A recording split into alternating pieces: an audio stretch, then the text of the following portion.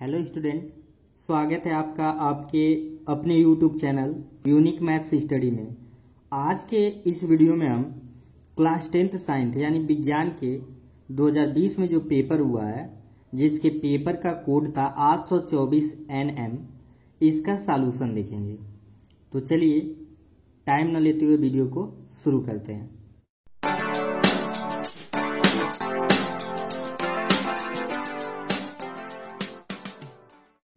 आप सभी जानते हैं कि जो विज्ञान का पेपर होता है वो 3 खंडों में होता है, खंड क, खंड ख और खंड ग।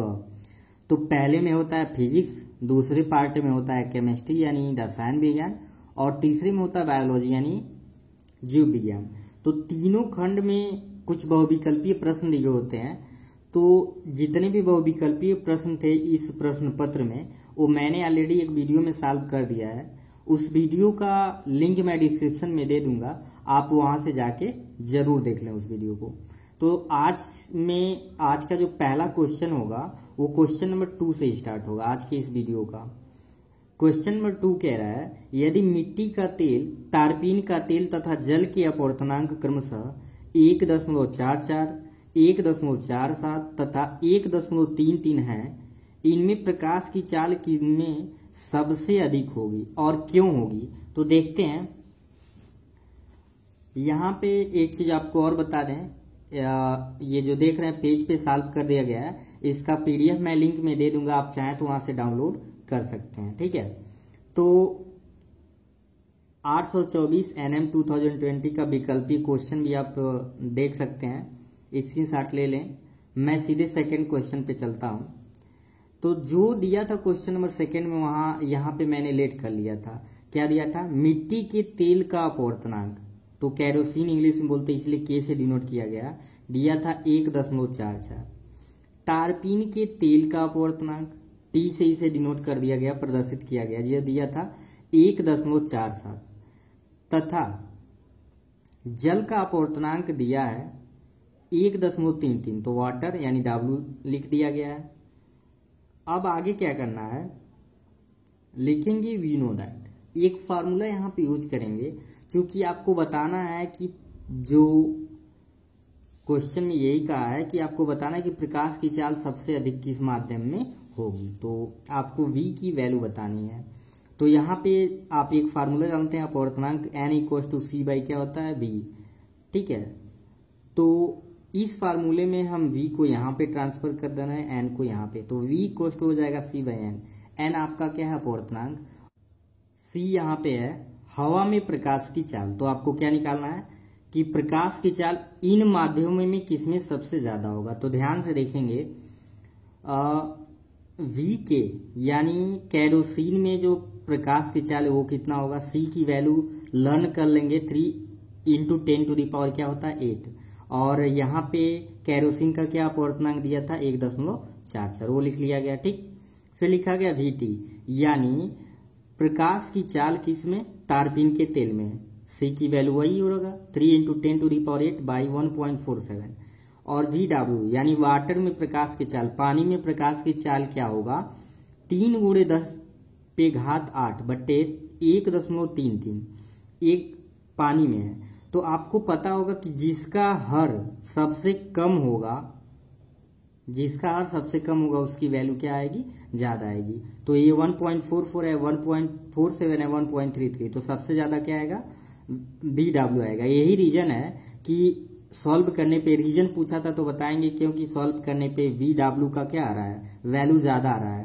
अतः प्रकाश की चाल जल में सबसे अधिक होगी। इन तीनों में सबसे ज्यादा प्रकाश की चाल किस में होगी? जल में होगी। अब चलते हैं नेक्स्ट क्वेश्चन पे। दूसरे का ख है, एक उत्तल लेंस द्वारा प्राप्त प्रतिबिंब के आवर्धन का सूत्र लिखिए। क्या यह ऋणात्मक व धनात्मक दोनों हो सकता है? 2 मार्क्स में एक क्वेश्चन था, बहुत ही सिंपल था। देखिए क्या होगा इसका उत्तर। और सबसे पहले तो लिखेंगे आवर्धन का सूत्र। क्या लिखेंगे? आवर्धन का सूत्र। ये होता है M = V/U = H'/H। V क्या होता है? प्रतिबिंब की दूरी। U क्या होता है? वस्तु की दूरी। वैसे H' होता है प्रतिबिंब की दूरी, H क्या होता है? वस्तु की दूरी। और धनात्मक ऋणात्मक के एक चीज ध्यान रखेंगे, उत्तल लेंस में जो आवर्धन हमेशा क्या होता है, धनात्मक होता है। क्या होता है, धनात्मक। अवतल लेंस में जो आवर्धन होता है धनात्मक या ऋणात्मक दोनों हो सकता है। ये क्वेश्चन के ऊपर क्या करेगा, डिपेंड करेगा, वी और यू के वैल्यूज पे डिपेंड करेगा कि धनात्मक होगा कि ऋणात्मक होगा। नेक्स्ट क्वेश्चन आपका है, कह रहा है कि 1 किलोवाट घंटा 1 kW मतलब 1 किलोवाट घंटा में कितने जूल होते हैं, गणना कीजिए। तो यहां पे ध्यान आप देंगे कि 1 किलोवाट घंटा बराबर होता है 3.6 इंटू 10⁶ जूल। आप इसको सिंपली गणना कर सकते हैं। 1 किलोवाट बराबर होगा 1000 वाट और ये आपका क्या है, आवर्स है। तो सिंपली इसको लर्न कर लीजिए, कैलकुलेशन आपको आता होगा। 3.6 इंटू 10⁶ जूल होता है। ठीक है, अब चलते हैं नेक्स्ट क्वेश्चन आपका है, दूसरे में सिर्फ इतना ही था। थर्ड क्वेश्चन है, तीसरे का क, एक लेंस की फोकस दूरी की गणना कीजिए यदि उसकी क्षमता -2 डायोप्टर। लेंस की क्षमता का मात्रक क्या होता है, डायोप्टर। डायोप्टर को डी से प्रदर्शित करते हैं। यदि 1+ डायोप्टर की क्षमता वाला लेंस इसके साथ जोड़ दिया जाए, जो संयुक्त लेंस की फोकस दूरी क्या हो जाएगी। तो देखते हैं, ये आपके 4 नंबर में क्वेश्चन है और बहुत ही सिंपल है। सबसे पहले तो आपका जो फर्स्ट दिया था, फर्स्ट क्या दिया था, फर्स्ट दिया है कि लेंस की क्षमता है -2 डायोप्टर। तो आप फार्मूला जानते हैं, F सेंटीमीटर में होता है 100/P, या F 1/P मीटर में भी आप इसको सॉल्व कर सकते हैं। ठीक है, तो 100/P यहाँ पे लिख दिया गया, P की वैल्यू -2 डायोप्टर, तो यहाँ पे P की जगह पे 2 रख दिया गया। 2 से इसको कैंसिल करेंगे तो आपकी वैल्यू क्या आ जाएगी, माइनस आ जाएगा 50 सेंटीमीटर।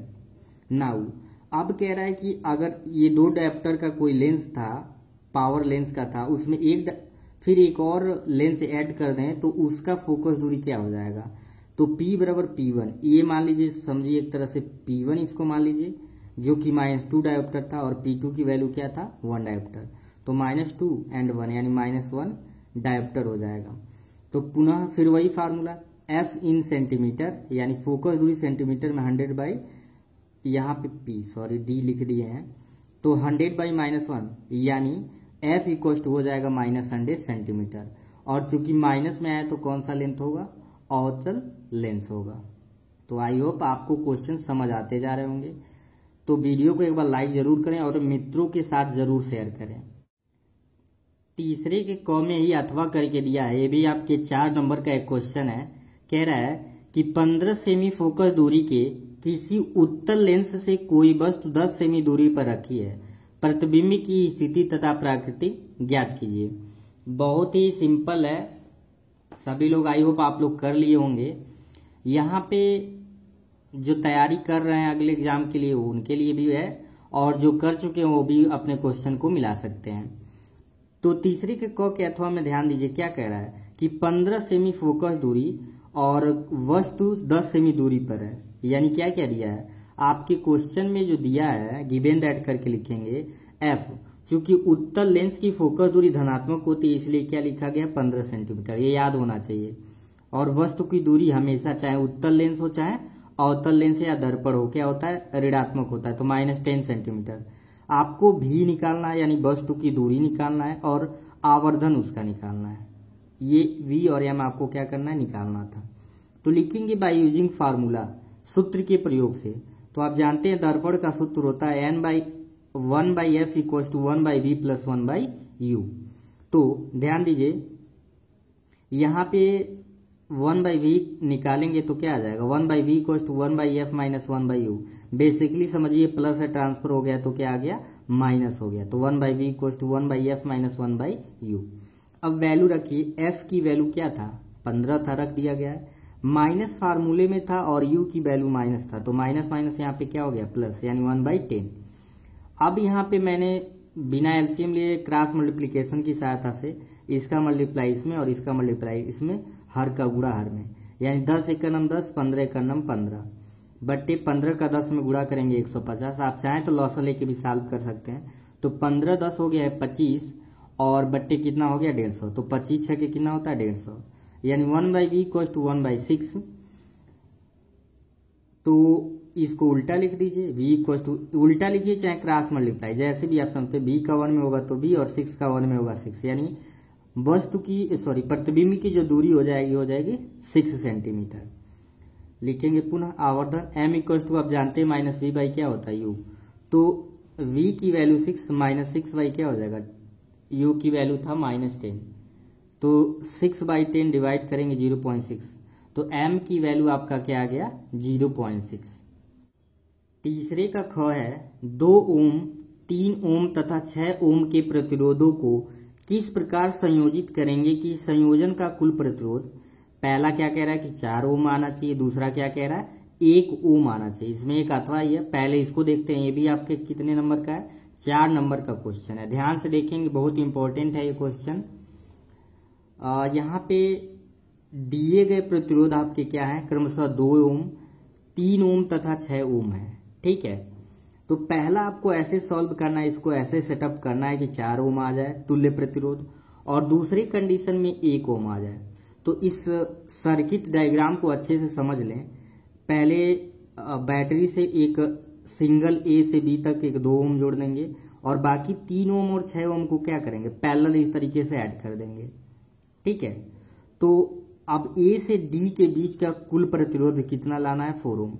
तो जो कि ध्यान से देखिए, सी और डी क्या है, ये दो पैरेलल है, क्या है, पैरेलल है, तो समांतर क्रम में है, तो समांतर क्रम का तुल्य प्रतिरोध जानते हैं, तो इसलिए लिखा गया सी और डी के बीच में। सर्किट ध्यान से देख लेंगे, ये जो सर्किट डायग्राम है ध्यान से देख लेंगे, सी डी के बीच का प्रतिरोध 1/r = क्योंकि 2 प्रतिरोध है इसलिए 1/r1 + 1/ क्या हो जाएगा r2, तो 1/r = होगा, r1 की वैल्यू है 3 ओम, r2 की वैल्यू 6 ओम है, तो 1/3 1/6, तो 3 और 6 का लॉस है यहाँ पे लिया गया है, तो कितना आएगा 6 आएगा, 3 दूना 6 इसलिए 2 हो गया, 6 का नाम 6, 2 1 क्या हो जाएगा 3, 3/6, 3 दूना 6 1/2, तो r की वैल्यू क्या आ जाएगा 2 ओम आ जाएगा।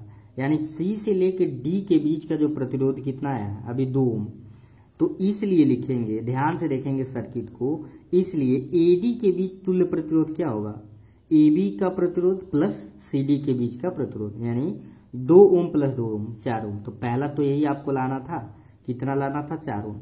अब देखते हैं कि कैसे ऐड करें इन तीनों प्रतिरोधों को, कितना आ जाए 1 ओम आ जाए। तो उसके लिए सर्किट कैसे बनेगा आप देख सकते हैं, यहाँ पे बनाया हुआ है।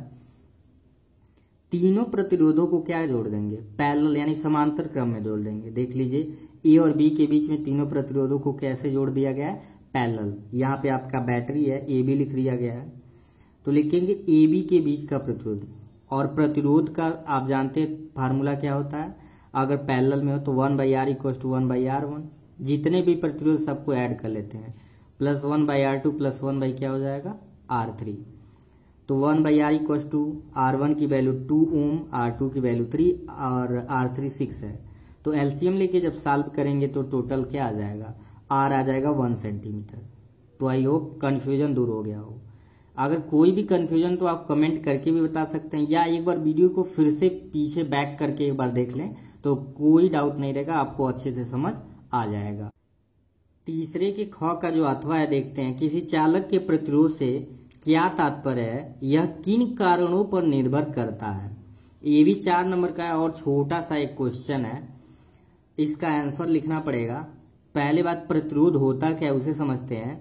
किसी चालक में हो रहे आवेश के प्रवाह का विरोध या रुकावट जो प्रदान करता है वो क्या कहलाता है, प्रतिरोध कहलाता है। किसी चालक में जो आवेश आ रहा है अगर उसका जो विरोध करता है वही क्या बोला जाता है, प्रतिरोध कहलाता है। नोट में ध्यान रखेंगे, प्रतिरोध को R से प्रदर्शित करते हैं और इसका मात्रक ओम होता है, ओम को ये साइन द्वारा दिखाते हैं। अब प्रतिरोध किन बातों पर निर्भर करता है, यानी प्रतिरोध की निर्भरता, प्रतिरोध जो होता है चालक की लंबाई, यानी जितना लंबा होगा उसके अनुसार प्रतिरोध डिपेंड करेगा। अनुप्रस्थ काट का क्षेत्रफल, यानी कितना मोटा है कितना पतला है उस पर क्या करेगा, डिपेंड करेगा बिल्कुल। और तीसरा है धातु की प्रकृति, यानी धातु क्या है, तांबे का है या प्योर आपका कॉपर है, क्या है, उसके ऊपर ये डिपेंड करता है। ठीक है, अब चलते हैं क्वेश्चन नंबर 4 पे। थर्ड में बस इतना ही था, थर्ड के ख का यही था। तो नेक्स्ट जो क्वेश्चन है यहाँ पे आप देख सकते हैं, कह रहे कि वैद्युत चुंबकीय प्रेरण क्या हो समझते हैं, से क्या समझते हैं, एसी जनित तथा डीसी जनित की संरचना में मुख्य अंतर क्या होता है, आरेख द्वारा समझाइए। तो आप अपने बुक में इसको आसानी से ढूंढ सकते हैं, ये थोड़ा लॉन्ग टाइप का क्वेश्चन है तो आप बुक में आसानी से इसे ढूंढ लेंगे। ठीक है, जो अथवा का क्वेश्चन न्यूमेरिकल है मैं उसे सॉल्व कराता हूँ।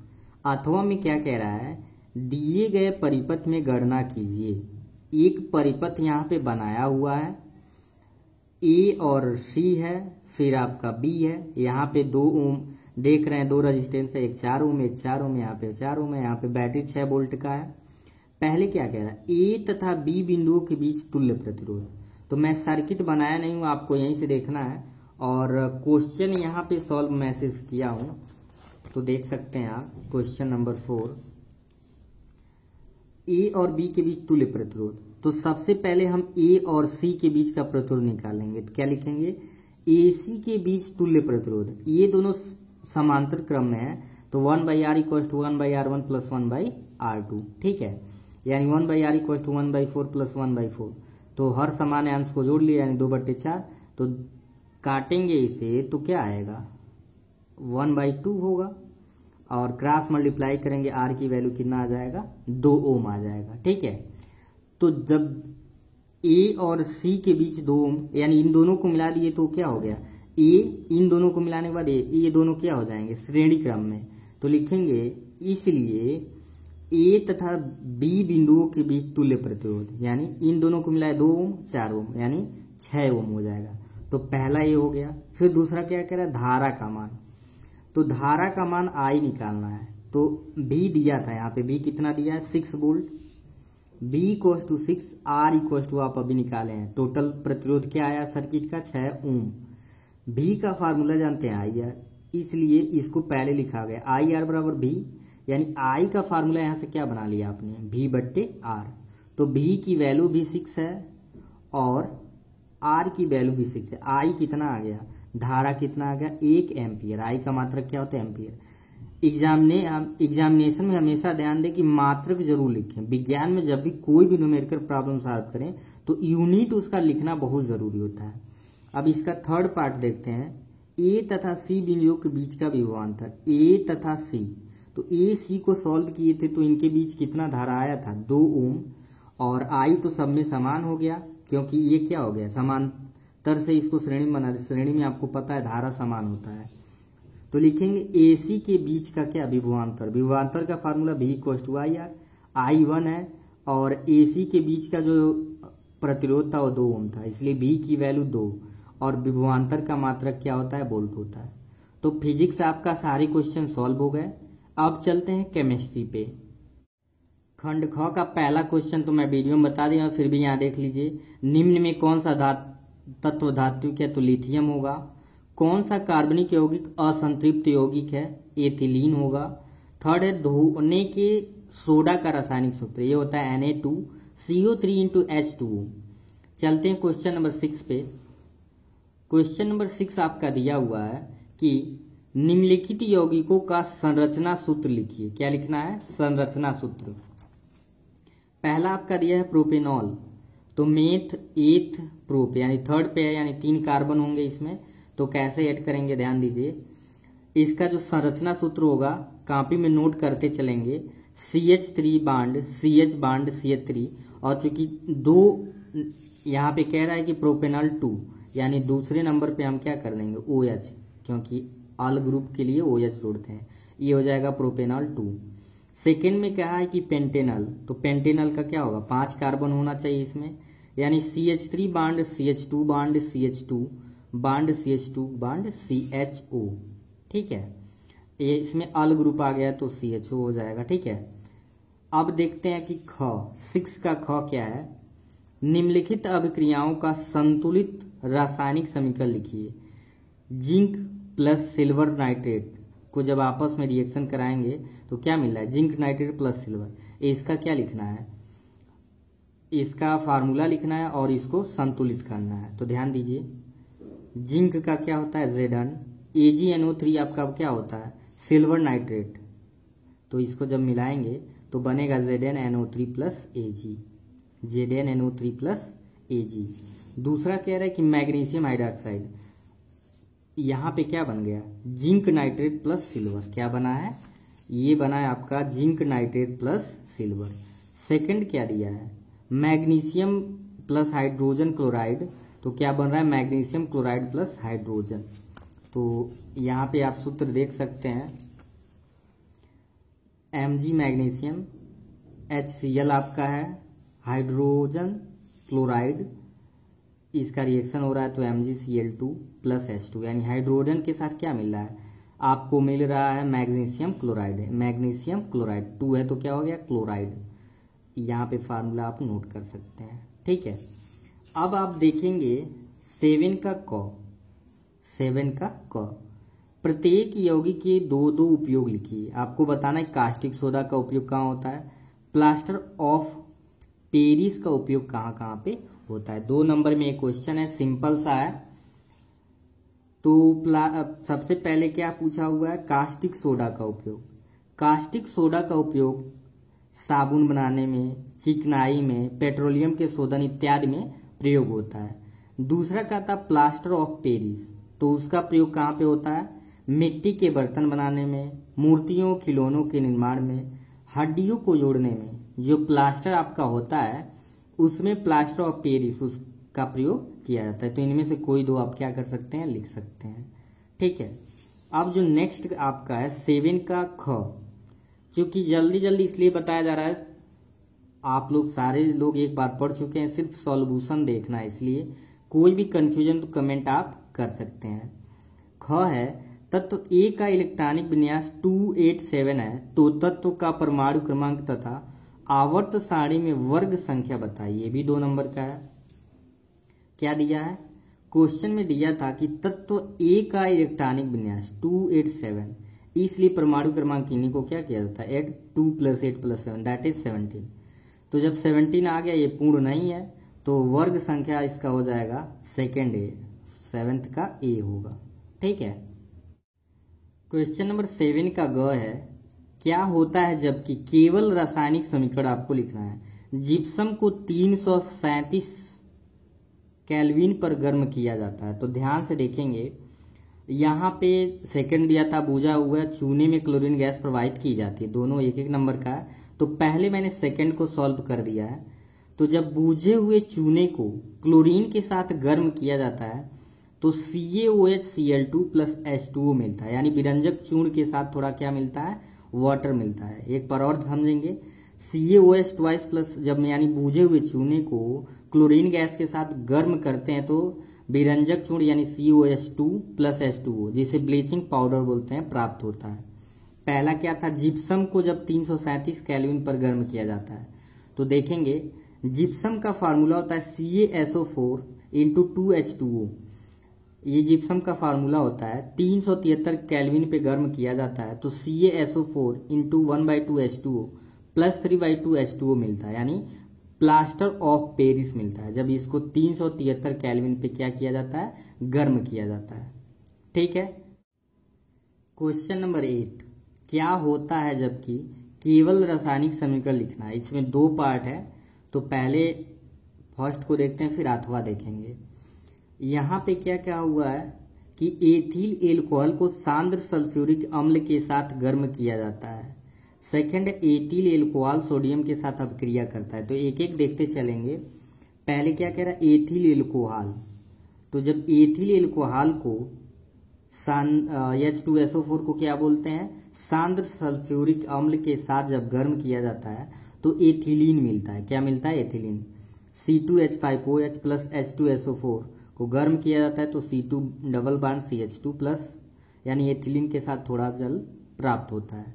दूसरा क्या कहा, एथिल एल्कोहल को सोडियम के साथ जब गर्म करते हैं तो एथिल एल्कोहल यानी 2C2H5OH, ये C2H5OH2 इसको संयुक्त करने के लिए यूज हुआ है, + 2A, सोडियम के साथ जब इसका रिएक्शन होता है तो 2C2H5OH Na + H2, यानी सोडियम एथॉक्साइड मिलता है। क्या मिलता है, सोडियम एथॉक्साइड।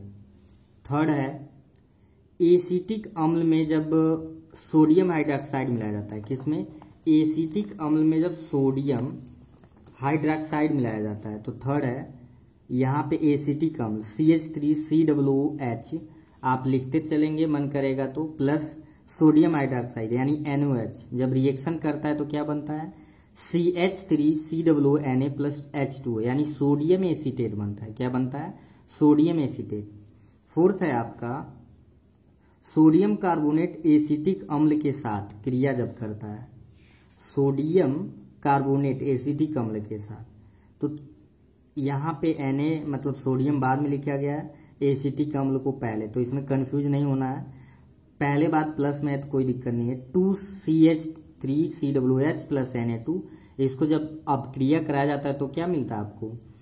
CH3COONA यानी सोडियम एसीटेट मिलता है, उसके साथ क्या मिलता है? जल और कार्बन डाइऑक्साइड गैस प्राप्त होता है। ठीक है। फिफ्थ आपका है एथिल एल्कोहल एसिटिक अम्ल के साथ, एथिल एल्कोहल एसिटिक अम्ल के साथ C2H5OH जब किसके साथ रिएक्शन करेगा? एसिटिक अम्ल के साथ, तो क्या मिलेगा आपका? CH3COO C2H5 के साथ जल यानी एथिल एसीटेट मिलेगा। ठीक है। 6 आपका क्या है? इथेनॉल को क्षारीय पोटेशियम परमैंगनेट की उपस्थिति में गर्म किया जाता है।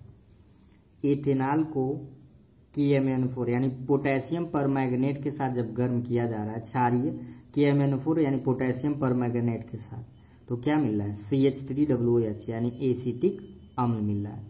इसका एक पार्ट बचा है, उसको देखते हैं सीधे। क्या आपका कह रहा है? 7th एसिटिक अम्ल सोडियम बाइकार्बोनेट के साथ अभिक्रिया जब करता है, तो ये आपका हो गया एसिटिक अम्ल CH3COOH सोडियम कार्बोनेट, इसको खाने का सोडा भी बोलते हैं, इसके साथ जब रिएक्शन कराया जाता है तो क्या मिलता है? CH3COONA प्लस H2O के साथ कार्बन डाइऑक्साइड गैस मिलता है यानी सोडियम एसीटेट बनता है। तो ये था क्वेश्चन नंबर 8। अब 8 का ही अथवा देखेंगे, यहाँ पे ध्यान देंगे, निम्नलिखित पर संक्षिप्त टिप्पणी कीजिए। सारे 2-2 मार्क्स के हैं। यहाँ पे फर्स्ट है ऑक्सीकरण अभिक्रिया, योगात्मक अभिक्रिया सेकेंड है, प्रतिस्थापन अभिक्रिया और सजातीय श्रेणी। तो डिफिनेशन तो आप खुद से ढूंढ के लर्न कर लेंगे, इसका रिएक्शन मैं तीनों का बता दिया हूँ। फोर्थ का सजातीय श्रेणी क्या होता है ये आपको बताया गया है।